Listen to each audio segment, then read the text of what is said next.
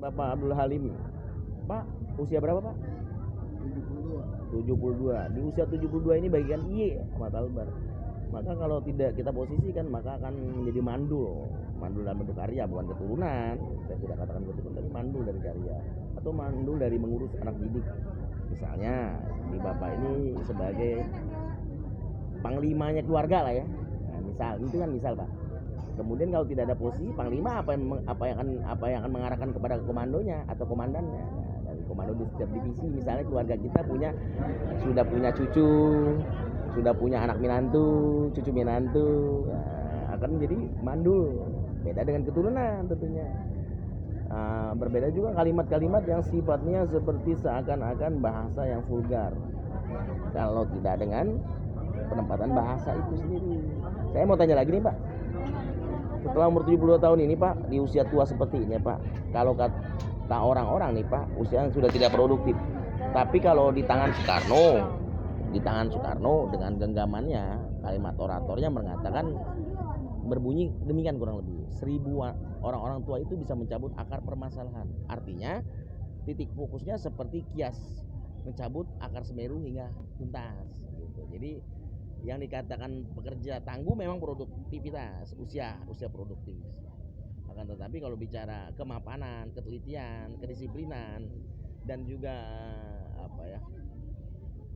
merasa kurang yakin lah atau kurang iman, akan bisa lebih berkatkan lagi ke orang tua karena beliau-beliau ini sudah terasa dari bagaikan kias seakan-akan matang di pohonnya kalau buah itu Pak. Nah kalau menurut Bapak sendiri Pak, di usia-usia yang sekarang dianggap sudah tidak produktif, ketika ada mungkin surat kabar atau pemberitaan yang mengangkat nama-nama orang tua untuk menjadi lebih produktivitas disamakan, artinya tidak tenaga ya, tetapi disamakan dengan fungsi-fungsi, artinya dianggap manusia yang layak berfungsi di Indonesia ini bagaimana Pak? Singkat cerita pertanyaan seperti itu. Pertanyaan seperti ini, ketika terjadi lagi kembali zaman Soekarno, di zaman saat ini modern, itu tanggapan Bapak seperti apa? Kan zaman Soekarno atau zaman Soeharto itu kan memberdayakan atau menjadikan lagi orang-orang tua ini sebagai tampilan yang baik, tentunya juga dengan berbagai posisi. Menurut Bapak pas tidak di zaman saat ini adanya kalimat seperti zaman Soekarno atau Soeharto itu? Menurut saya tidak pas. Tidak pas, berarti inginnya Bapak seperti apa yang pasnya zamannya? Kalau dulu kan zaman Soekarno tuh ada istilah orang tua yang juga diberikan posisi amanah untuk menasihati anak-anak, baik anak-anak didiknya atau anak-anak yang saya katakan tidak hanya keturunan ya, tapi di situ anak-anak di sifat pekerjaan atau juga sifat-sifat nilai juangnya gitu. Itu kan zaman Soekarno dan Soeharto. Kalau tidak pas berarti zaman yang bagusnya di saat ini adalah zaman apa Pak?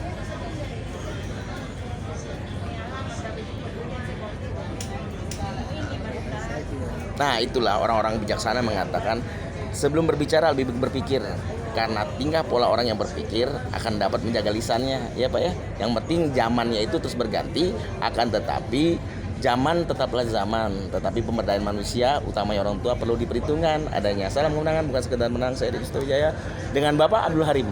Asli mana Pak? Asli Ambon. Asli Ambon. Kelurahan? Kelurahan? Iya.